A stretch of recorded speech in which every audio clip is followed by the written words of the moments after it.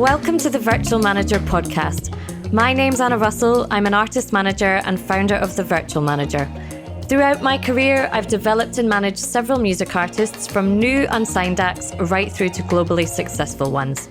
This podcast is for all unmanaged or independent music artists who want to start, build, or grow a successful, sustainable music career.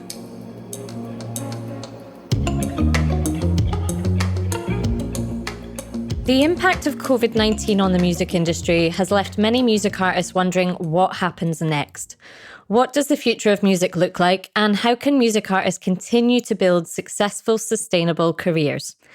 Unfortunately, at the moment, there are no clear answers on what the post-pandemic future holds for music artists. Will the music industry recover? If so, when and what will that look like? You might even be wondering if a music career is still possible for you, especially if you were largely dependent on the income you received from playing live. If these are concerns of yours, this episode of the podcast is for you. In it, I'm going to share some ways in which you can pandemic-proof your music career. First, let's start by looking at the impact that this pandemic has already had on music and shifts that are happening within the industry as a result. So obviously, live music has been on hold for the last 4 months here in the UK. Whilst we are seeing a few small local gigs in pubs, for example, starting to return, large-scale live events such as festivals and certainly arena or stadium tours will likely be the last to return, which may not be until summer 21 or beyond.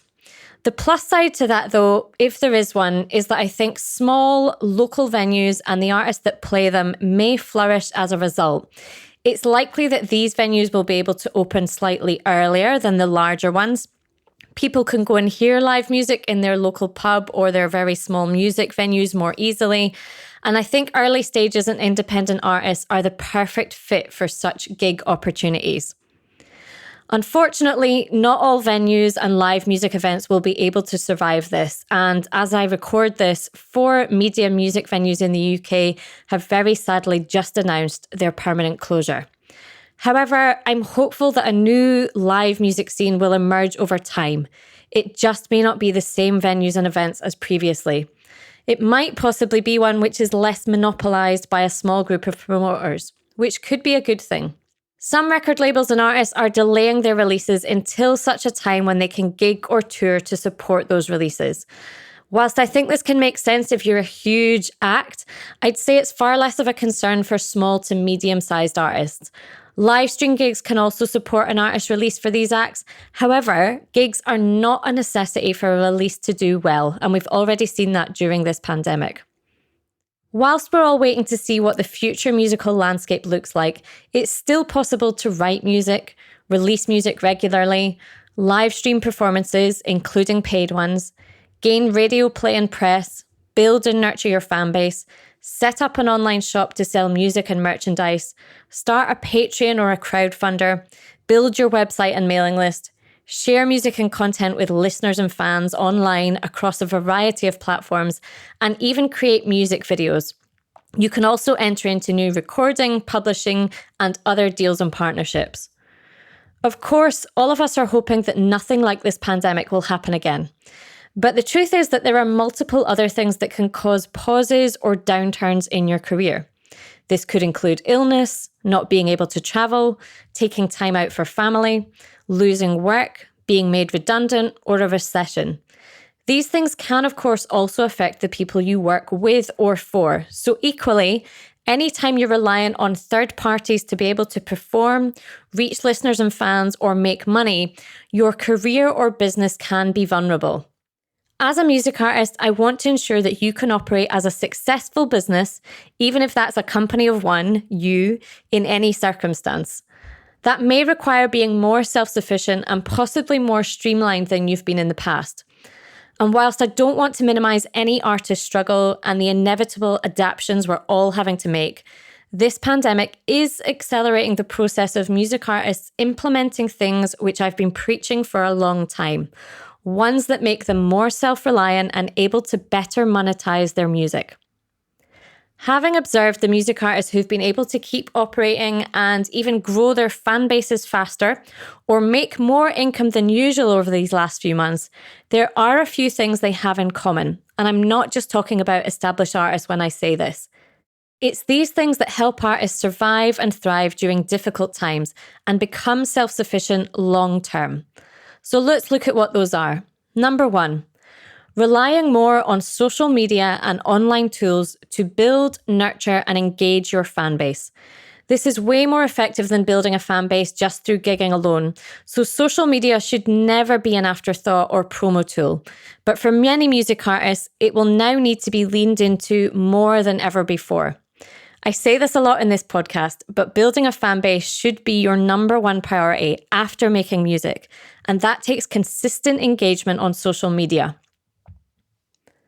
Artists who have been able to both maintain and in fact step up what they were doing on social media during this time have in many cases introduced and in some cases reintroduced themselves to a far wider audience than ever before by using their social media creatively.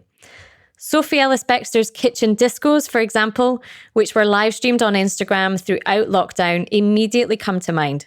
She's now announced a kitchen disco album and a 2021 tour off the back of the success of these simple, free content. There have also been more successful music releases by independent artists of songs that have been launched from huge TikTok views of them than ever before.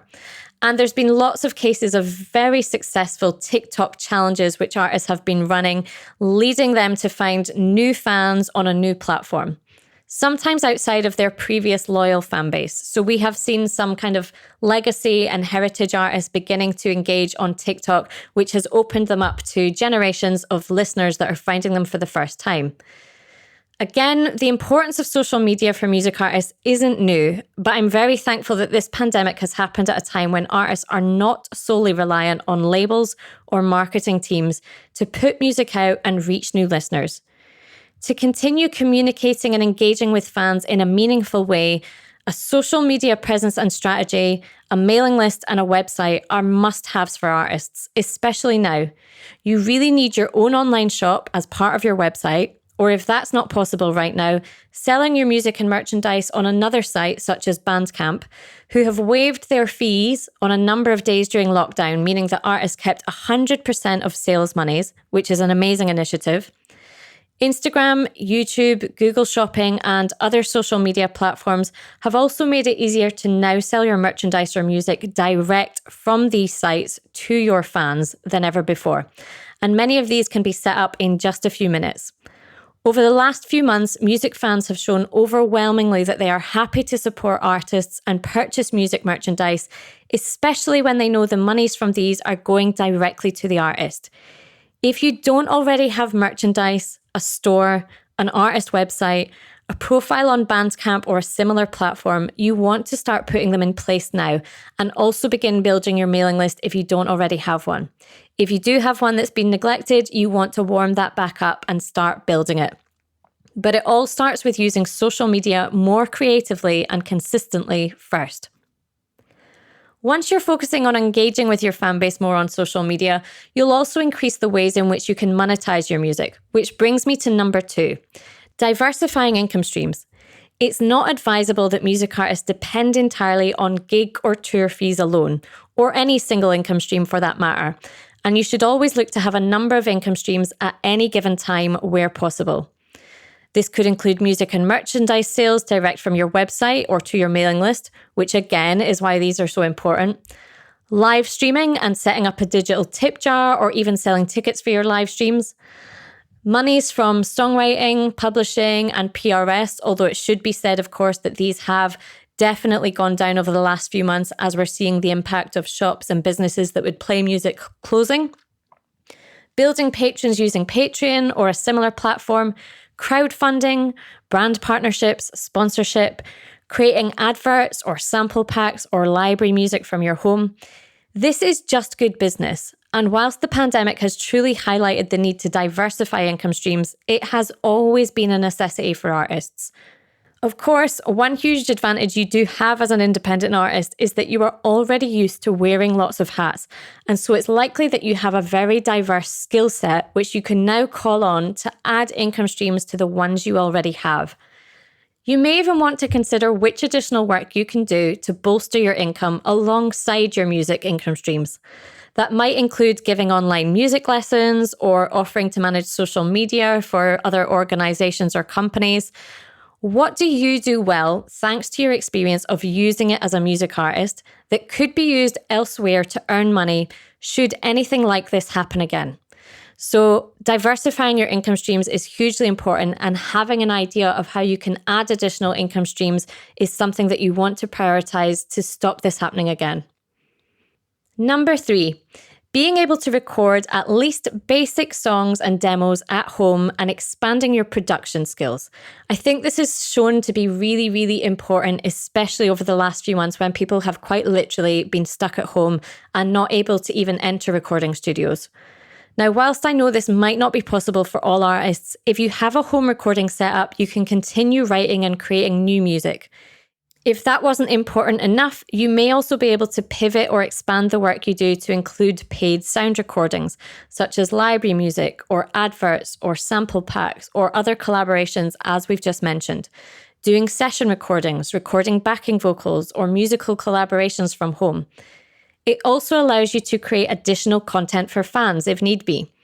So we're seeing how all of these different things are actually feeding into one another so that you have a good system for running and managing your music business at home. Indeed, a number of artists have recorded and released unplanned lockdown songs, EPs, and even albums during the last few months, often in a style that is different from their usual full studio recordings, which shows fans another side of the artist. Now, obviously, this is going to require basic production skills for any of it to be possible, but there are several online courses on production software, as well as many free YouTube tutorials, so these can be a good place to start. Being able to record from home is something that is well worth investing into to help ensure you are as self-sufficient as possible. So there you have it, 3 ways in which I think you can pandemic-proof your music career. So being able to lean into building, nurturing, and engaging your fan base on social media more than ever, diversifying your income streams, and having a good quality home recording setup. Of course, none of this takes away from the pain of not being able to play live regularly, and the pandemic will absolutely mean that all of us in the industry may need to pivot our businesses and what we're doing to adapt to the current situation, including you. It won't happen overnight, but I'd like to think it's possible to come out of this stronger and with more in place to lead to a successful music career post-pandemic. Should anything like this happen again in future, for any reason, I want you to feel more secure and confident that you can not only survive as a music artist, but also thrive. So which of these 3 pandemic-proof things do you already have in place? Come over to the AR Artist Management socials and let me know. And if you want to discuss ways in which you can put together a plan for the best next steps to pandemic-proof your music career, please do use the Virtual Manager membership to ask for any guidance on this. That's it for this week. A new episode of the podcast will be back next Tuesday as usual. Join me then. Thank you for listening to this episode of the Virtual Manager podcast. If you found it useful, I invite you to check out the Virtual Manager membership site, an essential resource for independent artists who want to start, build, or grow a successful, sustainable music career. Everything you hear about on this podcast, we show you how to do in there. With monthly music industry training, a library of tools and resources for you to use, A&R feedback on your music, access to live Q&As with me, plus an active, supportive community of like-minded artists, the Virtual Manager is the perfect place to be for any unmanaged or independent music artist. Check it out now at thevirtualmanager.co.uk. Finally, please take a minute to review and subscribe to this podcast. It helps more independent music artists to find us.